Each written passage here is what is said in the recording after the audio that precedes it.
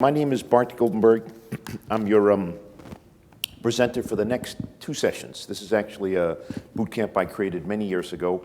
I actually founded this conference and chaired it for the first 5 years, so they've allowed me to come back once in a while and actually make a presentation. And this is actually a two-part, as I said. And there's a whole logic to why this takes two parts, and I would encourage you to go to both parts, but of course you come and go as you need to. The first part deals with what I call engaged customer strategy. And what I'm trying to do in this first part is take CRM, which is, may I assume for a minute, everybody's on the CRM track? Would you raise your hand if you're not? Okay, so everybody's on the CRM track.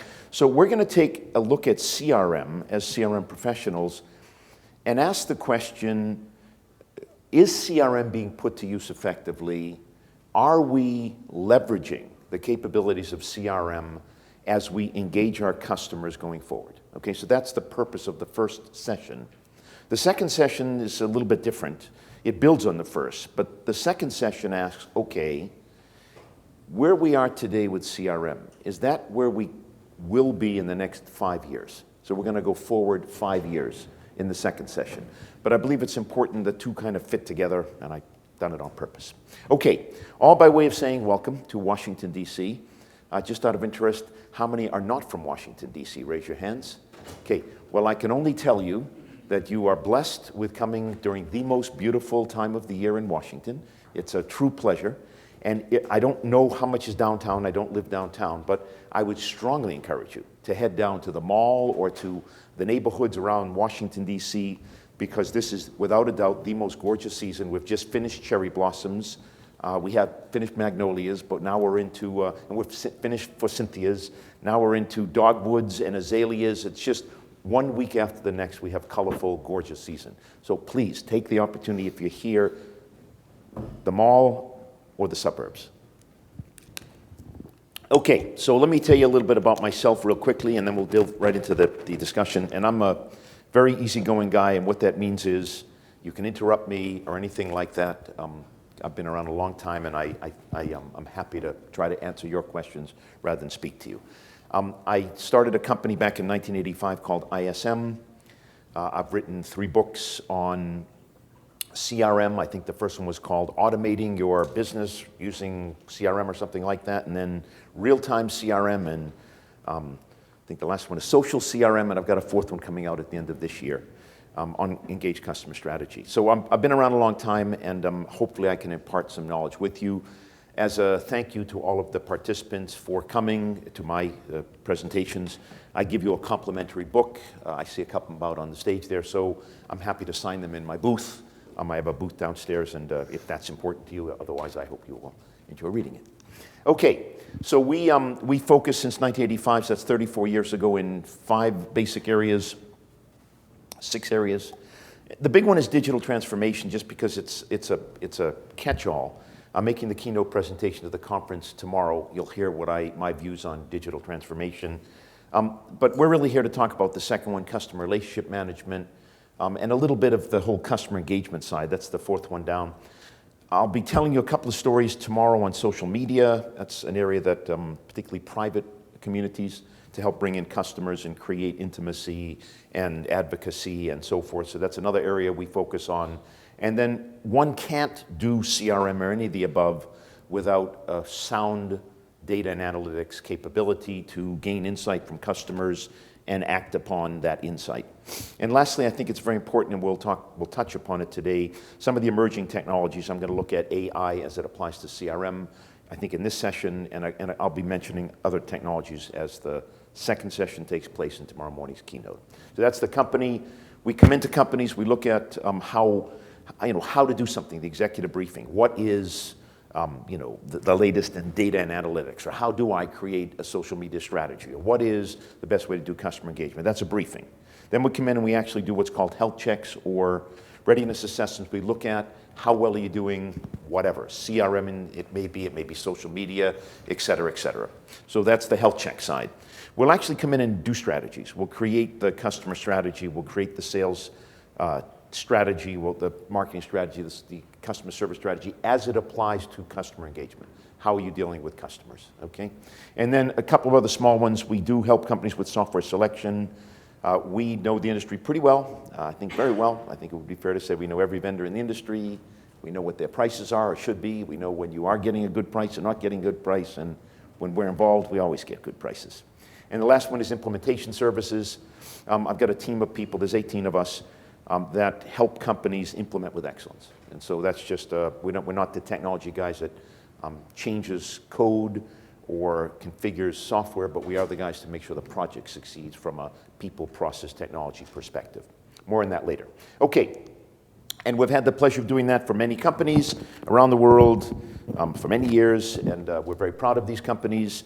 They're big ones, you'll know. We've worked with lots of smaller companies too, but they've just put their trust in us, and I take that very seriously. I'll tell you some of the stories as we move along today. And if you want to learn more about the company, I would encourage you to come down to our booth on the floor, booth 405, just to learn more about what we do, or if you have a specific questions that we don't get answered today, or this session, next session, I'm here all 3 days, be delighted to try and sit down and chat with you. Okay, so let's go to this Executive Bootcamp Part 1, the critical role of CRM in your engaged customer strategy. Before I get to the critical role of CRM, let's view a little bit about what is engaged customer strategy, okay? And here's the dilemma that most businesses face today.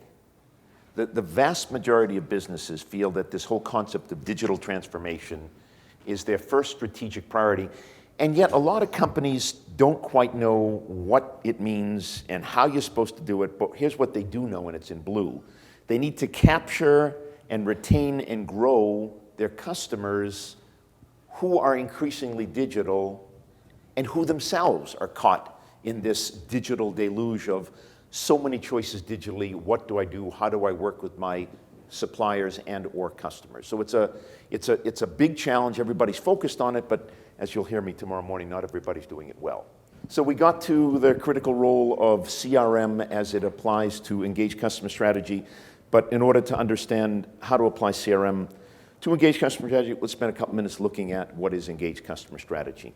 And this is the challenge that most companies are facing, an overwhelming amount of data. And I put up here a couple of slides. If we look at devices, my memory serves me, we go from about 11 billion to about 80 billion devices, or a 7-fold increase in tablets and phones and all different devices that will come out. And that in itself is pretty impressive over the next 5 years. But more impressive is the growth of data. And you can see it goes from 8 zettabytes to 180 zettabyte, which is a 22-fold increase.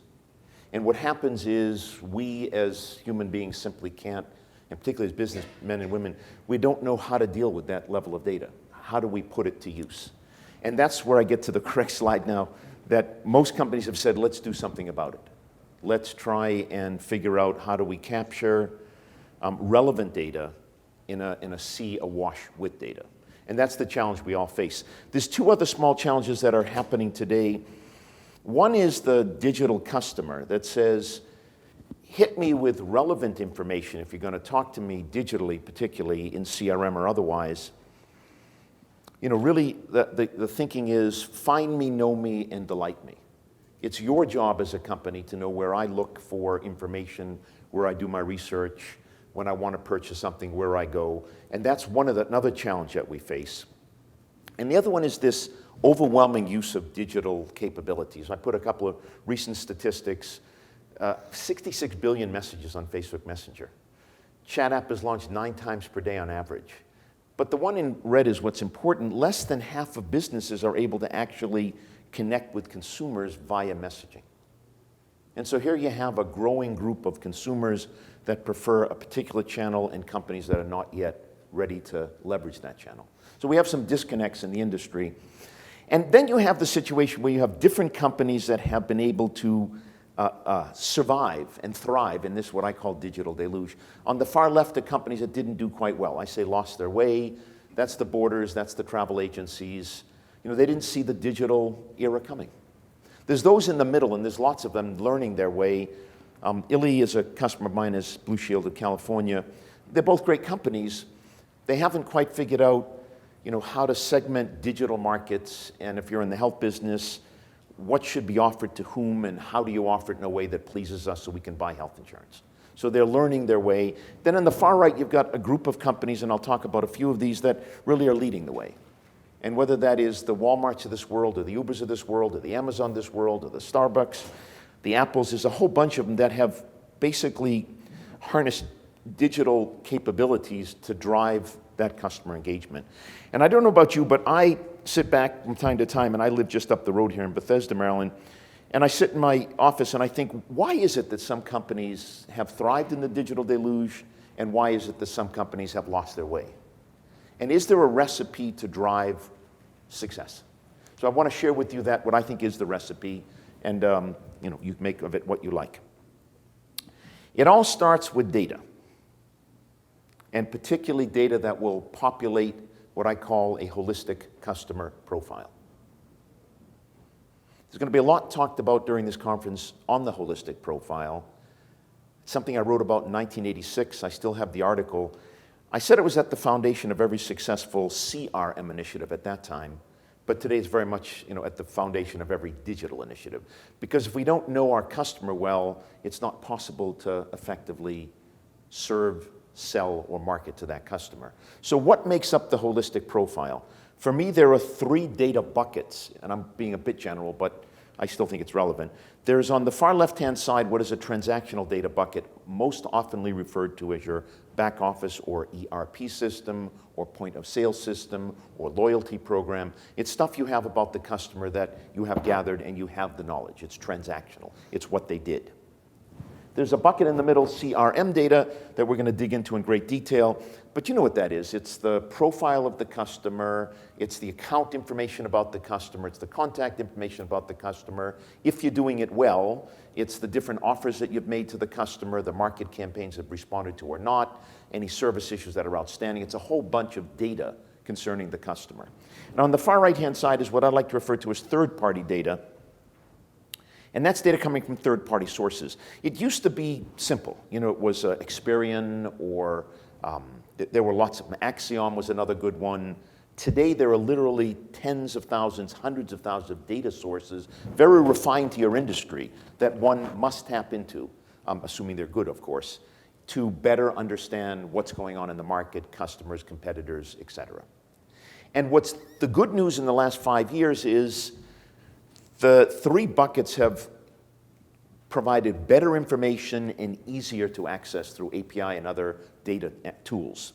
And what that's done is it's allowed us to bring together a better holistic profile. And I'm going to get into the profile in a minute, but I want to first talk about that arrow. So let me just ask a question to the audience. How many of you are familiar with and or using identity resolution tools? Please raise your hands. Yeah, it just amazes me. This is no surprise to me, but it's something you have to learn. So this one I want you to pay particular attention to. So what is identity resolution? So let's just ask this question. If I knew, or if you knew me, just from what I bought, not by what I do online digitally, where I surf, where I hang out, where I talk to people, what I look at, would you have a complete picture of Bart? And the answer is, of course you wouldn't. You would only have a piece of Bart's picture. And what identity resolution does is it integrates both my offline behavior, which means the transactional side, with my online behavior, meaning my digital side. And it puts the two together, and it allows me to have a much more holistic profile of who is Bart. Okay? So let me share with you just a personal story, and you'll get it. I'm an old Jaguar enthusiast. I love old Jaguars, and that's just a hobby of mine for many years. I had to sell the one on the left to go to the university, but it was my biggest mistake I made, but I don't regret it. I got a good education. And then I still have a bunch of them. So I've got 3 old Jags here, an 89 XJS, and a 99 XJ8, and then I've got a fairly new XJL. And I like Jaguars, end of story. Not only do I like Jaguars, but I race Jaguars. And I'm happy to tell you, I'm not really showing off, but I just got it last night. I won the North American Championship. I got 3rd place for this class right here. This class of old cars. They were done from 1974 to about 93. It's an old one. So we raced them, and I just got 3rd place nationwide. I think that's pretty cool. I'm not very fast, by the way, but that means everybody else is a lot slower. Anyhow, so I race them, and I mention this because every time you go to one of these events, I have to register. This is Bart Goldenberg, 34 to Woolsey Drive. This is my car. This is my email and so forth. So they know me. That's the transactional side. I go to Jaguar, events. We have these concours d'élégance, they're called, where we show off our cars. We all feel happy about that. And then I get lots of magazines. But again, every time I get a magazine, I have to subscribe. They know my address. They know everything about me. I belong to the National Capital Jaguar Owners Club. I get the Jaguar Journal. I mean, they know a lot about me, Bart Goldenberg, offline. But there's more than that. There's the other side of Bart that loves to hang out with fellow Jaguar enthusiasts, online, typically online, in chat rooms, in social media, just talking about, kind of cool stuff. At least I think it's cool. So I go to those sites. I go to social media sites. And then you'd ask this question. If Jaguar, and they're dear friends of mine, they're a client of mine. So if Jaguar really knew Bart Goldenberg, they'd know that I have 3 Jaguars. They know my repair shop's up here in Rockville, Maryland. They know all about my 3 old Jags. But they should also know what's on my mind for the next Jag. But I don't talk about that necessarily offline transactionally. I talk about that online with my friends. So shouldn't Jaguar be listening? Shouldn't Jaguar know that I'm an enthusiast well beyond my 3 antiques and rather into, maybe a new car? And it leads to this question, because it's a true story. Not only should they know that I was an enthusiast, but shouldn't they have known last year that I actually bought an F-Type? Okay, but I was looking to buy the F-Type for about a year online, but they'd have no idea. So that was a big surprise when I bought the car, and they said, oh, we didn't even know you were looking at that, Bart. But had they really known that the 2 sides of me, the online and the offline, they would have known that, and they would have probably had the F-Type purchased 6 or 8 months before. It took me a long time to figure it out. So there's an example of using what's called identity resolution. It's a tool set. It's out of the West Coast. It's companies like LiveRamp is maybe one of the leaders. But it identifies online and offline behavior to target loyal customers. That would be, for example, myself, or prospects. That could be yourself. Personalized messaging. Hey, Bart, I see you're into an F-Type. If you buy it in the next 3 months, we'll give you 10% off, or we'll enroll you in the F-Type race class, or whatever it may be. That could have prompted me to help along. And then measure the impact of the spend that you make on personalizing those messages to targeted customers. So it's a very, very cool technology. You might, in the back of your head, start raising all kinds of questions like, oh, wait a minute, how can you go online and know what I'm doing? That's spying, it's data protection. All that has been well thought out in all of the rules. What they do is if you want to know, they put pixels and identifiers on various key sites on the web. So ESPN, CNN News, Fox, whatever you read. And when you hit it, you come in with a mobile ID on your phone. You come in with various things from your PCs or laptops, whatever you use. But there's an identifier, and it has cookies, and it doesn't know who you are at the time you are on the web looking around because you're what's called anonymous. But the moment you say, "I'd like a free keychain from Jaguar," well, you have to give an address or an email. Or you say, "I'd like these tickets to the ball game." Well, they know a name. And then what happens is the technology goes backwards, and like a domino, it looks at where you've been all over the web, right? Because it's the same cookie, the same mobile ID. So it knows Bart is the guy who's been to 13 Jaguar sites in the last 2 months. This is what he talked about, et cetera. Now, they're not allowed by law to say, oh, hi, Bart, I saw you on that website. That's illegal. But what they can do is target me and 24 others in a group of 25 and target ads to that group. That's allowed. So I can bring in a profile of Bart online, offline, and much more effectively target to where who I am, et cetera. Is everybody on board here? It's really technology you must be aware of as you move forward. So that's the bottom piece of the engaged customer strategy concept. Let's go to the profile. I put up a profile for, I think it's Schlumberger, the oil field services company out of Texas, Sugar Land. And I just put it up here for a schema, because I think this is very important. And as I said, I'm really hell-bent on this. I'm very, very strong on this profile, because we still aren't there as an industry. So what is it? It's a flower. I call it a daisy. And in the center of the daisy is your customer.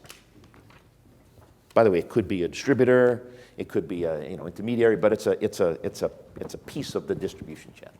Typically, it's the customer. So let's say I'm Schlumberger and one of my customers is ExxonMobil. So I put ExxonMobil in the center of the circle here. And then the daisy has petals. The petals are information petals, stuff you want to know about the customer. I put as a schema, this is not correct, it's just an example. You obviously need contact information, any alerts, things that are happening in the company. My last activity that the sales guys took when they went out to visit them, next steps, for example. Products purchased this year, maybe last year as well. Financials for this year coming from the ERP system this year versus last year. Profitability, whatever. Sales opportunities as identified by the salesperson in their call reports. Quotes that might have been made. Customer service issues, either historic or outstanding, and where we are so we can better service them.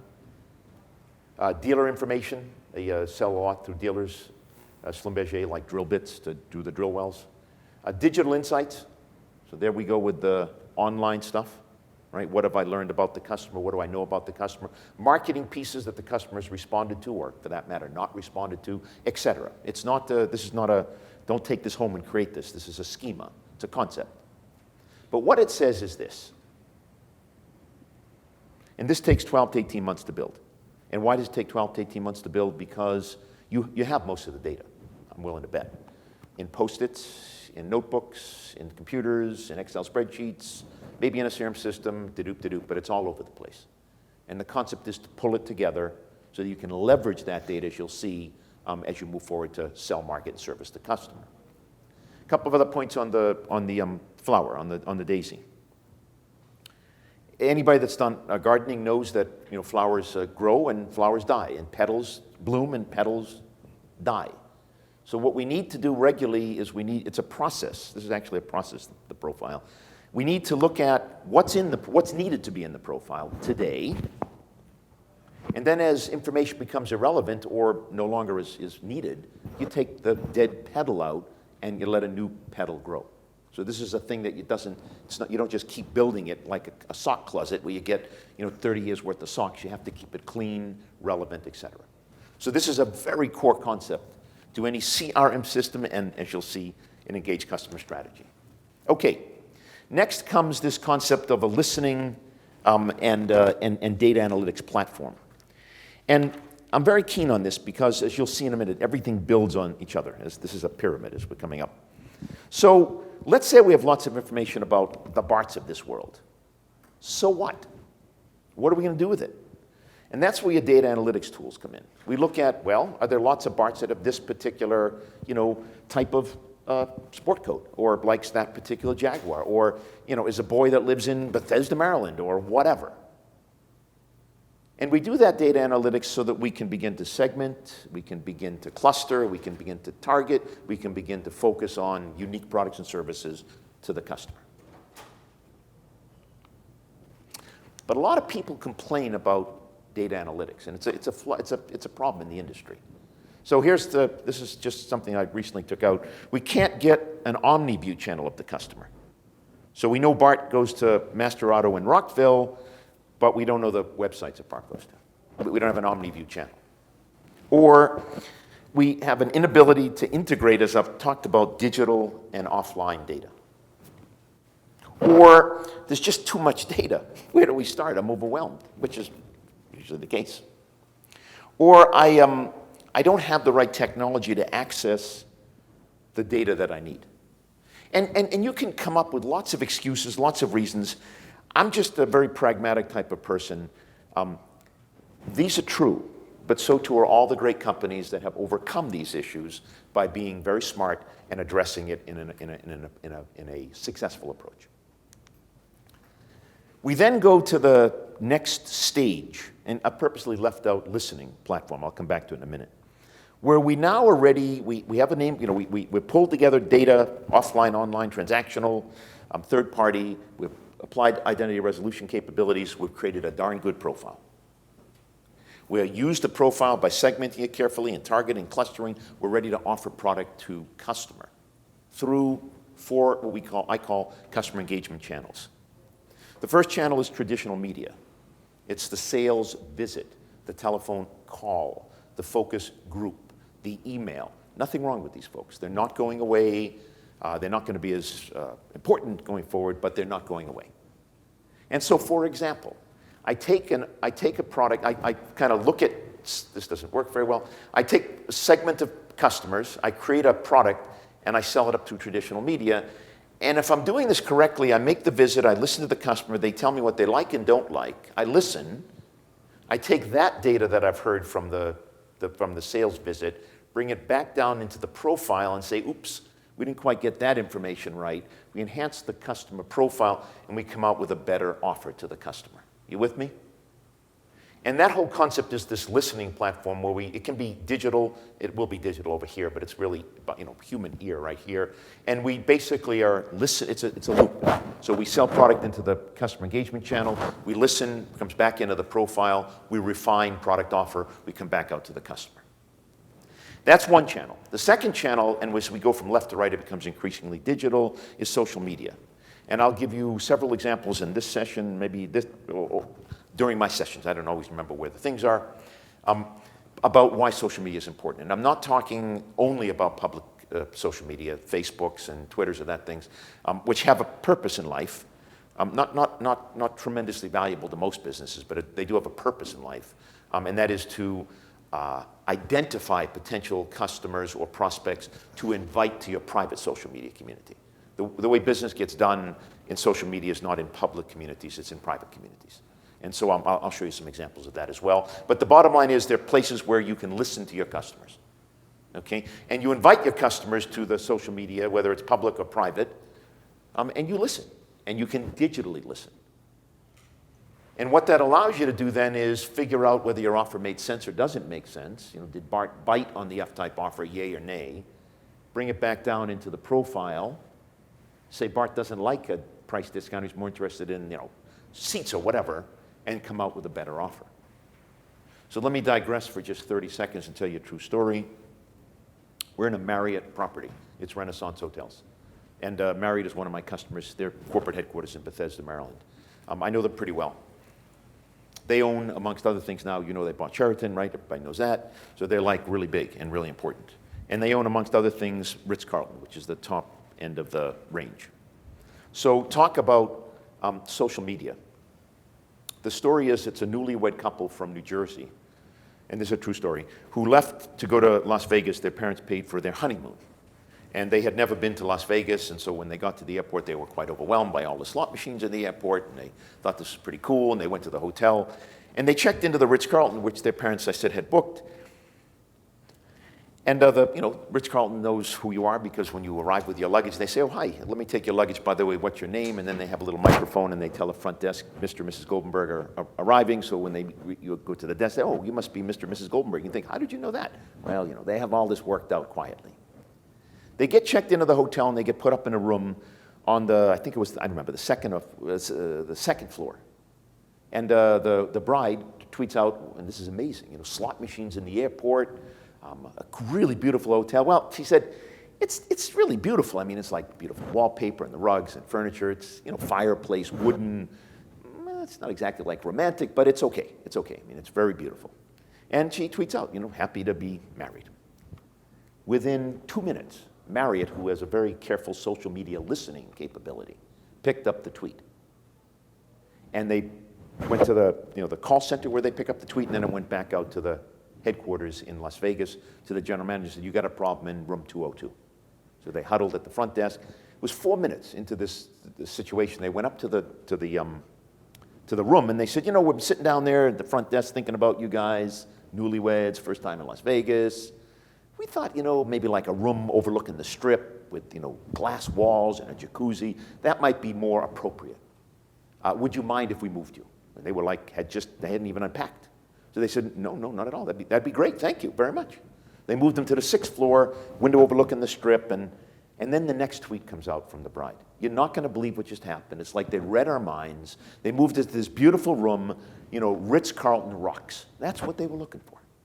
So the ability to listen carefully, send out into the second room, listen carefully, and act upon the information. Everybody clear on what I'm saying? Let's go to the third customer engagement channel. That's the e-commerce channel. And we use that all the time. We use that, everybody knows it as the internet. and you come on and you surf and you buy, or there's the shopping carts, and then there's all kinds of capabilities. You have portals, individual portals for your customers. There's all kinds of stuff on e-commerce. And the beauty of e-commerce is everything is digital. I know what you've done, where you've gone, all kinds of information if you've made yourself, you've identified yourself. So there again, we can come out with a website, and the latest technology allows you to configure the website per customer. So the pictures change. I'm a boy, you're a girl. I get boy pictures, you get girl pictures. I'm a Jaguar enthusiast. They know I like F-types. F-type is on the front cover. So the ability to completely personalize e-commerce sites. That's here today. And then the portals are actually very important. A lot of our customers use them as a vehicle to basically digitally communicate with customers, right? So I put information on the Friday report. Customer always wants it. They leave information, et cetera, et cetera. So the beauty of that, of course, is I can monitor where they went to on the site, whether they open my information, yay, nay, take the information, listen digitally, bring it back down in the profile, say nix the Friday report, they haven't read it for 5 months, and I can send up a better next best offer, for example, on the e-commerce site. If we go to the far right-hand side, we move to the emerging technology channel, customer engagement channel, and those emerging technologies, it's still the web, it's still the smartphone. We have a lot of runway still on that smartphone. I think we'd all say it's pretty cool, and we probably use it more and more for lots of things. There's a lot more coming. That's all I want to tell you. And there's some really good stuff coming. But, we've moved into geolocation, so I know where you are.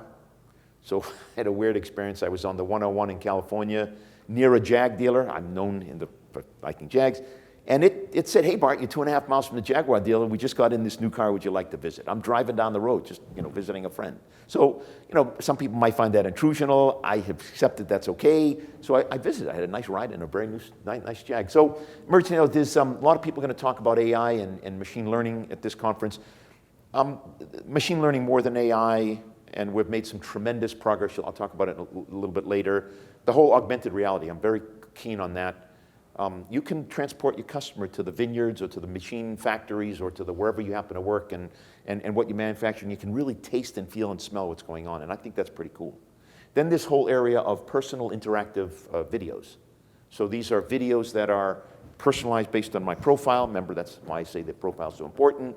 And they're interactive, meaning I can tell it what I want, and the video changes based on how I work with it.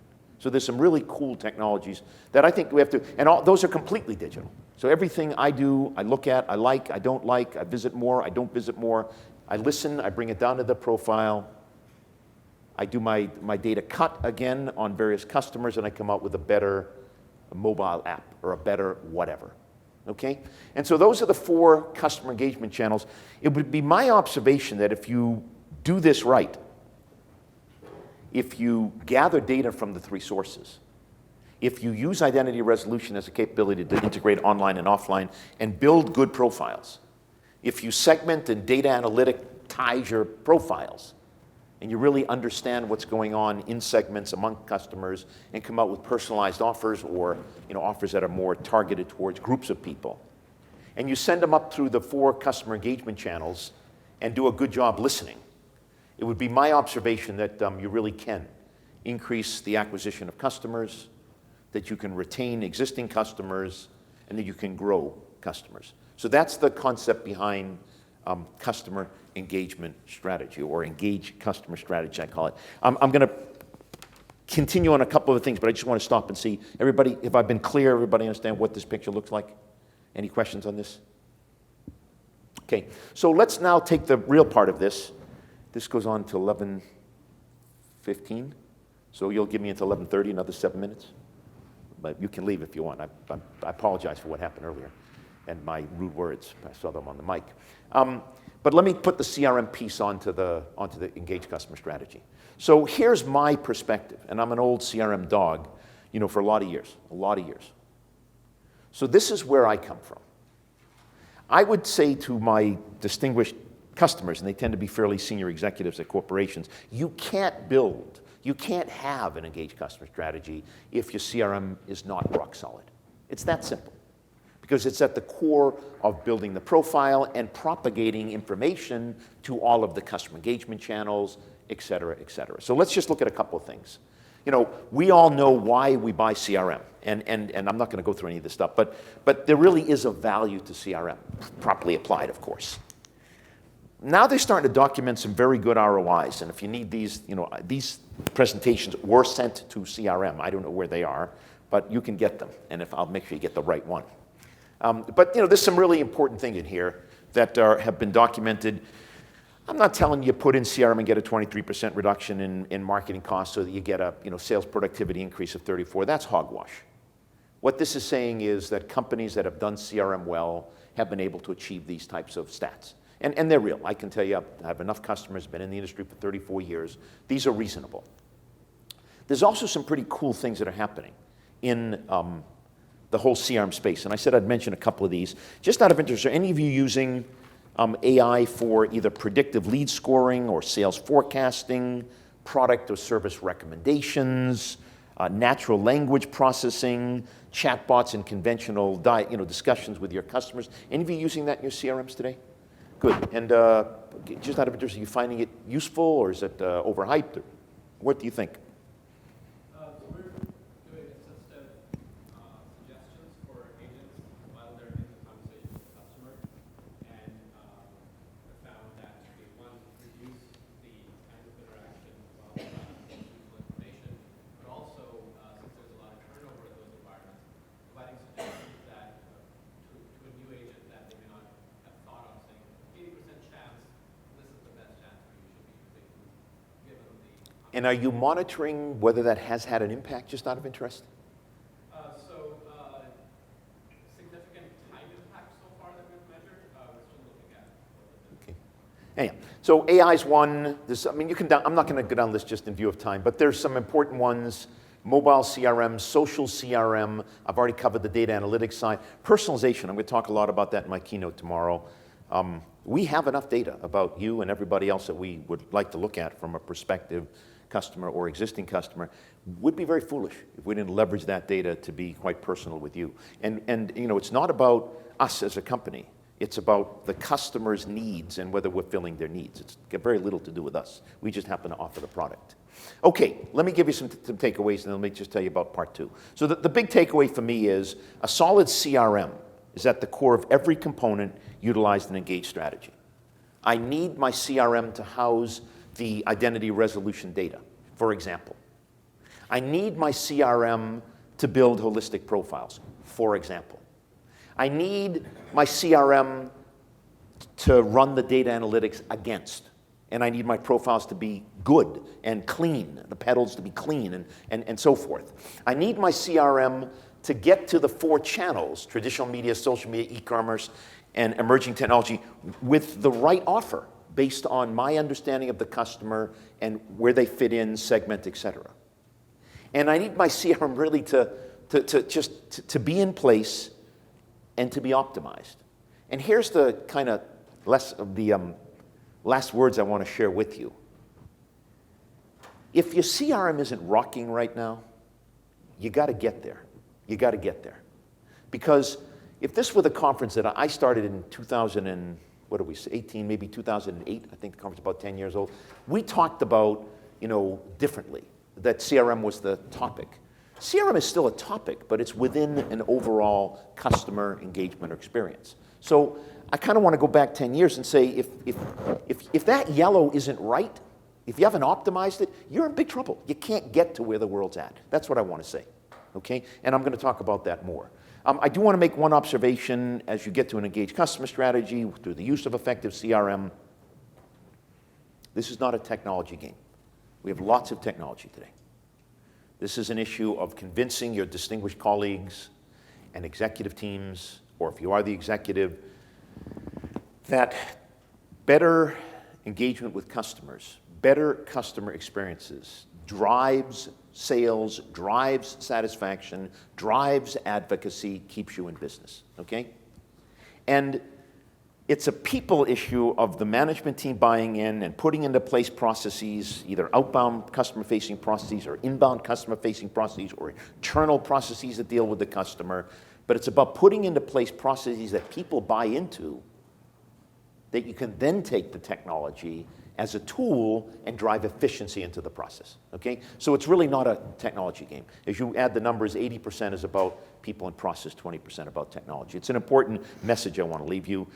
Needless to say, we'd be delighted to help you with your engaged customer strategy or working with CRM. You can do that by visiting us in booth 405 or meeting with me. I have lots of hours to discuss with people if you're interested. In part 2, which happens in all of 3 minutes, we're going to take CRM to the next level. So I'm going to assume that where CRM is rocking, or if it isn't, we'll get it there, and then we're going to move on to where CRM is.